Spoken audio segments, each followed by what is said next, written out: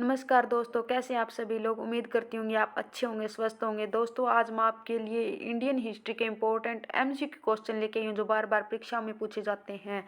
First number question है, महायान बौद्ध धर्म में निम्न किस बौद्ध देवता की प्रतिमाओं की पूजा अर्चना नहीं की जाती थी? बुद्ध के पूर्व जन्म के मानव रूप, उनके आध्यात्मिक पुत्रों के रूप में बोधिसत्व या बोधिसत्वों की संगिनियों के रूप में देवी तारा, भौतिक जीवन की समृद्धि की देवी श्री लक्ष्मी, यानी किसकी पूजा अर्चना नहीं की जाती थी इनमें से? तो इसका हमारा राइट आंसर दोस्तों क्या हो जाएगा? डी की नहीं की जाती थी। अधोलिखित में से असत्य संगत इंगित कीजिए। 2 या 3 छेद वाले तख्त सेंधव सभ्यता से प्राप्त हुए। मनके बनाने के लिए गोमेद गुजरात से मंगाया जाता था। सौराष्ट्र स्थित भगत राव नदी के किनारे स्थित है। कुवैत के समीप फेलका के स्टिएटाइट की मुहर प्राप्त हुई है।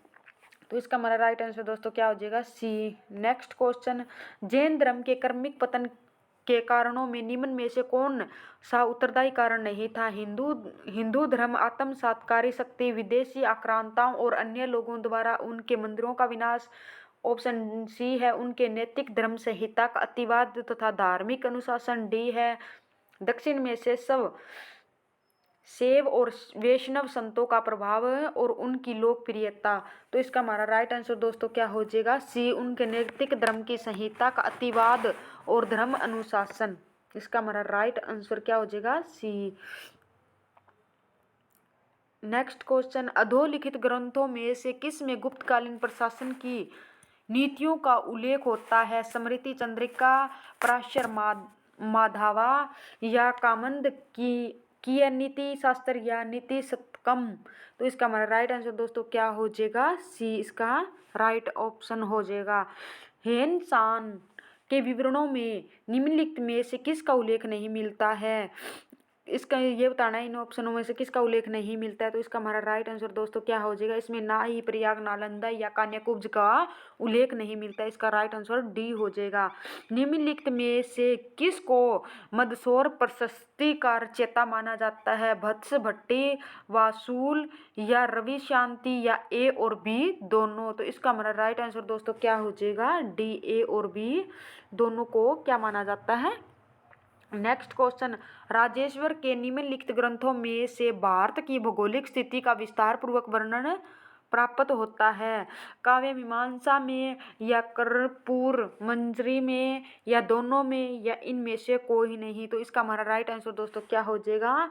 काव्य मीमांसा में इसका क्या होता है? विस्तार पूर्वक वर्णन प्राप्त होता है। नेक्स्ट क्वेश्चन है 8th नंबर क्वेश्चन, अर्थशास्त्र में प्रयुक्त परिमितार्थ तथा या एवं शासन हर शब्दों का आशय निम्नलिखित में से किसे है? संदेश वाहकों से, गुप्तचरों से, राजदूतों से या न्यायाधीशों से? तो इसका हमारा राइट आंसर दोस्तों क्या हो जाएगा? राजदूतों से। क्या हो जाएगा? राजदूतों से। नेक्स्ट क्वेश्चन, कौटिल्य के अपने अर्थशास्त्र में निसृष्टार्थ शब्द का प्रयोग है अधोलिखित में से किसके लिए प्रयुक्त किया गया, यानी किसके लिए प्रयुक्त है? तो गुप्तचरों के लिए, न्यायाधीशों के लिए, अमात्यों के लिए, संदेश वाहकों के लिए। तो इसका हमारा राइट आंसर दोस्तों क्या हो जाएगा? संदेश वाहकों के लिए। डी इसका राइट ऑप्शन हो जाएगा। नेक्स्ट क्वेश्चन, निम्नलिखित में से विदेश यात्री ने राष्ट्रकूटों के बारे में विवरण दिए हैं? सुलेमान अल मसूदी या मनुची या ट्रेवनियर। तो इसका हमारा राइट आंसर दोस्तों क्या हो जाएगा?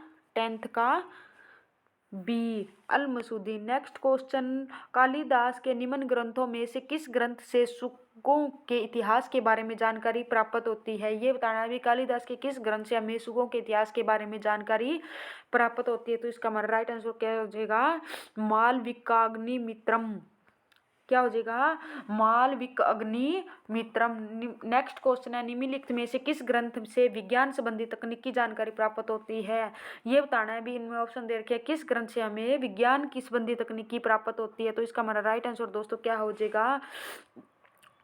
ब्राह्महीर की बृहत संहिता से हमें क्या होता है? ये प्राप्त होता है। ये इसके क्या है? लेखक हैं बृहत संहिता के लेखक कौन है? ब्राह्महीर।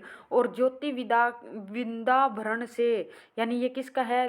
कालिदास ने लिखा था। विशाखादत्त ने क्या लिखा था? मुद्रा राक्षस लिखा था।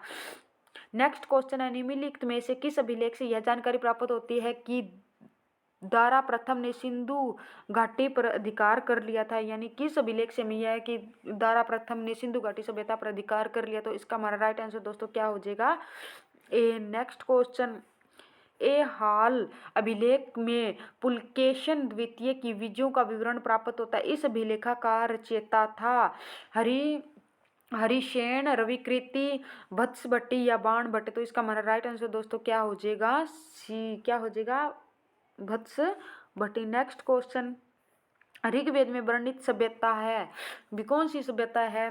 खानाबदोश सभ्यता लगती है, राजतंत्रीय लगती है, या सैनिक कुलीन तंत्र जैसी लगती है, या सामंती लगती है, तो इसका हमारा राइट आंसर दोस्तों क्या हो जाएगा सी, सैनिक कुलीन तंत्र जैसी लगती है। ऋग्वेद काल में आर्य लोगों का मुख्य व्यवसाय क्या था? अभी ऋग्वेद में आर्यों का मुख्य लोगों का व्यवसाय क्या था? खेती करना था, पशुपालन करना था, शिकार करना था, या यावरी वृत्ति था, तो इसका हमारा राइट आंसर दोस्तों क्या हो जाएगा ए, खेती करना उनका प्रमुख व्यवसाय था।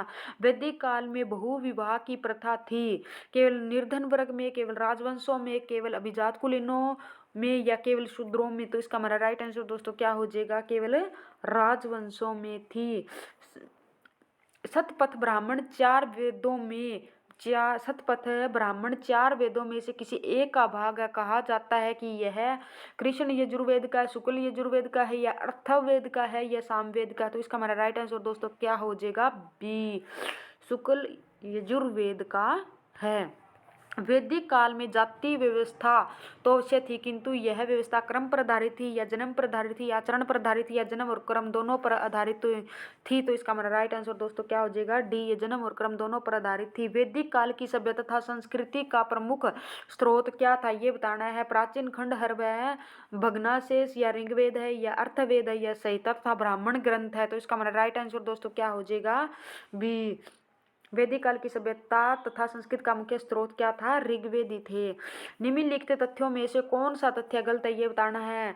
भी कौन सा तथ्य गलत है? आर्य वस्तुत की प्रकृति पूजक थे, आर्य प्राकृतिक शक्तियों की दया और कृपा के आकांक्षी थे, आर्य अकेश्वरवादी थे, आर्यों के जीवन में सदाचार की बड़ी महत्ता थी, तो इसका हमारा राइट आंसर दोस्तों क्या हो जाएगा आर्य एक ईश्वरवादी थे, यानी एक ईश्वर में विश्वास रखते थे। आर्यों का प्रारंभिक जीवन निर्भर था किस पर था? आर्यों का कृषि पर था, पशु चरण पर था, पशु को चराते थे, या कुटीर उद्योगों पर था, या शिकार पर था, तो इसका हमारा राइट आंसर दोस्तों क्या हो जाएगा पशु चरण, इसका क्या था उनका प्रमुख व्यवसाय। वेदों तथा उपवेदों की कुल संख्या है, वेदों तथा उपवेदों की कुल संख्या कितनी है ये बताना है हमें, तो कितनी है इसकी? 8 है, 7 है, 6 है, 4 है, तो इसकी कितनी है? 8 है। नेक्स्ट क्वेश्चन, संसार का सबसे प्राचीन ग्रंथ कौन सा है? ये तो सभी को पता है, सामवेद, यजुर्वेद, अथर्ववेद, या ऋग्वेद, तो इसका हमारा राइट आंसर दोस्तों क्या हो जाएगा डी। नेक्स्ट क्वेश्चन, मुख्य रूप से पहले 3 वेद ही माने गए थे। वेद त्रयी काफी प्रसिद्ध शब्द है, वेदों के अंतर्गत सम्मिलित किया गया चौथा वेद कौन सा है? सामवेद, यजुर्वेद, या अर्थवेद, या उपयुक्त में से कोई नहीं, तो इसका हमारा राइट आंसर दोस्तों क्या हो जाएगा सी, अर्थवेद को बाद में चौथा वेद भी वेदों में सम्मिलित किया गया था। थैंक यू दोस्तों, धन्यवाद। नेक्स्ट वीडियो में फिर मिलते हैं।